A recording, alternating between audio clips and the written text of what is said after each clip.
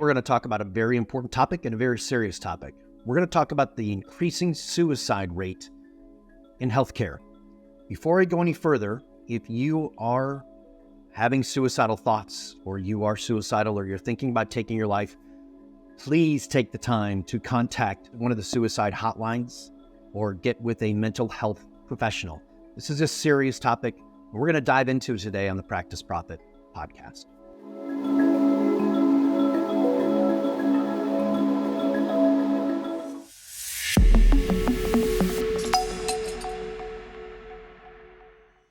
Okay, let's talk about suicide. Pretty sensitive but important topic. But here's a big reality about it. The numbers are staggering. And it's not talked about in medicine. And I've talked to a number of my clients over the years who have said that they were even though they were a high income earner, let's say they were making $500,000 a year or $700,000 a year, $300,000 a year in medicine, and they had accomplished everything that they had set out to be, a top-level surgeon or whatever. Many of them have said that they not only were burnt out, but had suicidal thoughts. And the numbers of what's going on in our industry, the facts are staggering. Here's some statistics for you, okay? An estimated 300 physicians die by suicide every year in the United States. That number is up significantly. Suicide rates for doctors is significantly higher, which I'll talk about here in just a minute, okay?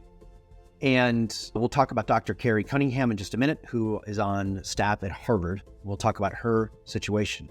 But the suicide rate among male physicians is 1.4 times higher than the general male population. And among female physicians, the relative risk is even more pronounced. It's 2.2 times greater than the general female population. And then the last 28% of residents experience a major depressive episode during training versus 7 to 8% of similarly aged individuals in the U.S. general population. Okay? So it's prevalent among those in the medical field. Now, this is not a topic that a lot of people want to talk about. Why? Well, you are trained to be superhuman, right? You are trained not to make mistakes. That's actually one of the biggest challenges that we face with doctors as they make this transition into having their own business. Is you're trained to not make mistakes, and you're trained to basically bury your emotions. Okay. My first wife was an ER nurse, and to watch the transformation of her and burying her emotions even deeper after working in the ER for 5.5, 6 years was astounding, because you can't confront them, right? And these things just get buried deeper and deeper, and eventually they're going to come up and bite you in the keister. So I want to talk about Dr. Carrie Cunningham. And Dr. Carrie Cunningham is a surgeon. She's actually also a former professional tennis player. She has served as president for the Association of Academic Surgery. Now, I'm working on getting an interview set up with her. If anybody has a contact, it'd be great. I'd love to talk to her and interview this. But her speech that she gave at her association's annual conference in 2023 candidly shared her personal battle with depression and substance abuse as the need for initiatives to help those in the medical field with mental health issues and suicide within the profession. And as her story goes, one of her friends, who was a highly respected surgeon, took their own life. And the reality is that suicide in our industry is not being talked about enough.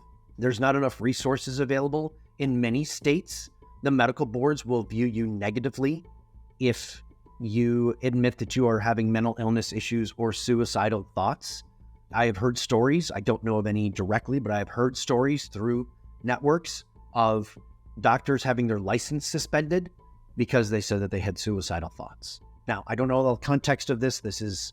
I don't have a specific case to give you, right? So please understand that that's, coming directly from my clients, sharing it with friends of theirs, okay?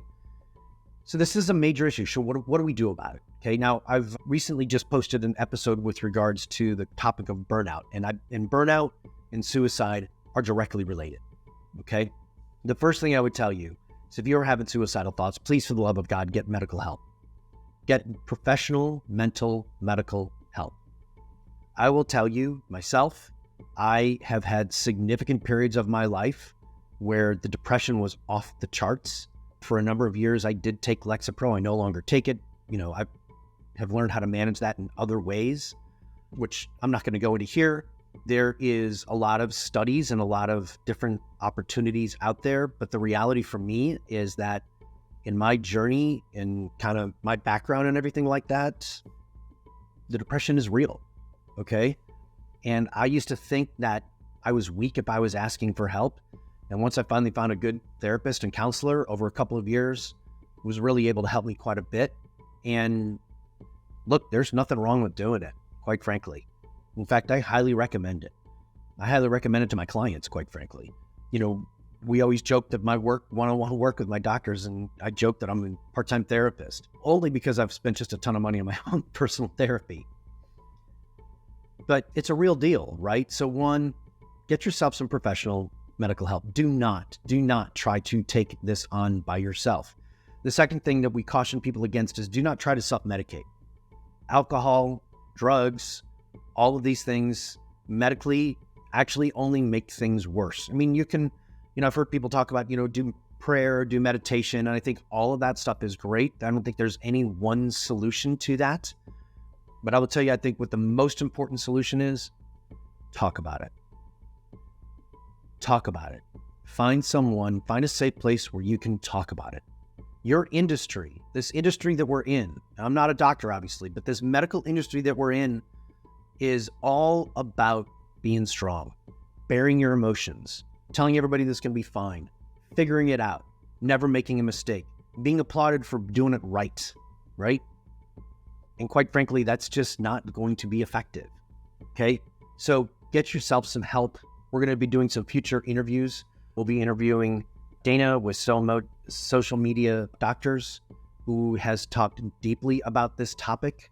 And I'm just going to share some other warning signs that I want you to have, okay? So if you find yourself talking about suicide, or I wish I was dead, or I wish I hadn't been born, or I'm going to kill myself, or you find yourself maybe acquiring the tools with which to do it with, a gun, or stockpiling pills, or Googling how to make a noose or something like that. If you find yourself withdrawing from social contact or want to be left alone, if you're having mood swings, you preoccupied with death, dying, and violence, feeling trapped or hopeless about a situation, increased use of alcohol or drugs, interrupted sleeping patterns, okay? Don't try to handle this on your own. Just don't. There's no need to. Our world, our society needs you, okay? And get yourself some space. As you get this handled, then let's talk about creating a different future for yourself within medicine, okay? There'll be information available for you. There'll be resources available for you, but folks, the facts are this. The more we talk about this, the more people are going to be getting help. The reality is that you are in a high-risk industry for suicide. Face the facts. Get help. The science is there. The data is there. The resources are there. Get yourself some help. Let's find you a better future. This is Matt. We'll talk to you soon. Take care, everybody.